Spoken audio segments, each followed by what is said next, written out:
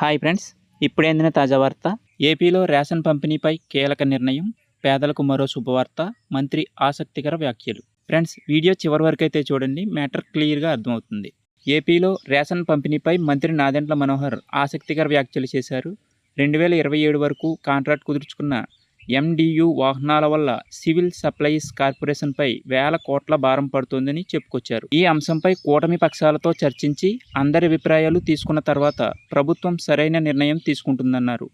మాజీ ఎమ్మెల్యే ద్వారంపూడి కుటుంబం కాకినాడ పోర్టును అడ్డాగా చేసిన దోపిడీ మామూలు వ్యవహారం కాదన్నారు. అలాగే రైతులకు ధాన్యం బకాయిలు విడుదల చేసినట్లు తెలిపారు. ఆంధ్రప్రదేశ్ రేషన్ పంపిణీకి సంబంధించి పౌర సరఫరాల శాఖ మంత్రి నాదెండ్ల మనోహర్ కీలక వ్యాఖ్యలు చేశారు. గత ప్రభుత్వ హయాంలో రేషన్ మాఫియాలో ప్రధాన భాగస్వామ్యులు ఎండియు వాహనాల నిర్వాహకులేనని ఆరోపించారు.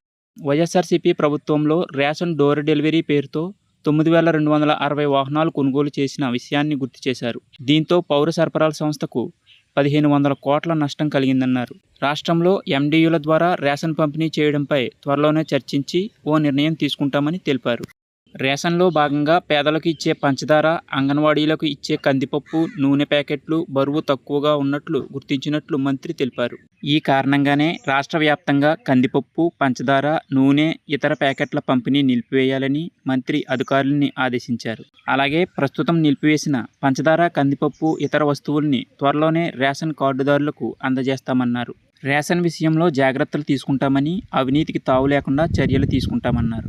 మాజీ ఎమ్మెల్యే ద్వారంపూడి చంద్రశేఖర్ రెడ్డి కుటుంబం రేషన్ బియ్యం మాఫియాలో కీలకంగా ఉందని, భారీగా అవినీతి జరిగిందన్నారు మనోహర్. గత ప్రభుత్వంలో 5 ఏళ్ల పాటు కాకినాడ పోర్టును అక్రమ బియ్యం ఎగుమతులకు అడ్డాగా మార్చారని ధ్వజమెత్తారు. ఎట్టి పరిస్థితుల్లోనూ రేషన్ మాఫియాను వదిలేది లేదన్నారు. ఇటీవల కాకినాడ పోర్టుకు సమీపంలో నిర్వహించిన తనిఖీల్లో ఏకంగా 159 కోట్ల విలువైన 35,400 టన్నుల బియ్యాన్ని సీజ్ చేసినట్లు మంత్రి తెలిపారు. పేదల పొట్టగొట్టి దోపిడీకి పాల్పడిన వారిలో ఏ ఒక్కరిని ఉపేక్షించేది లేదన్నారు.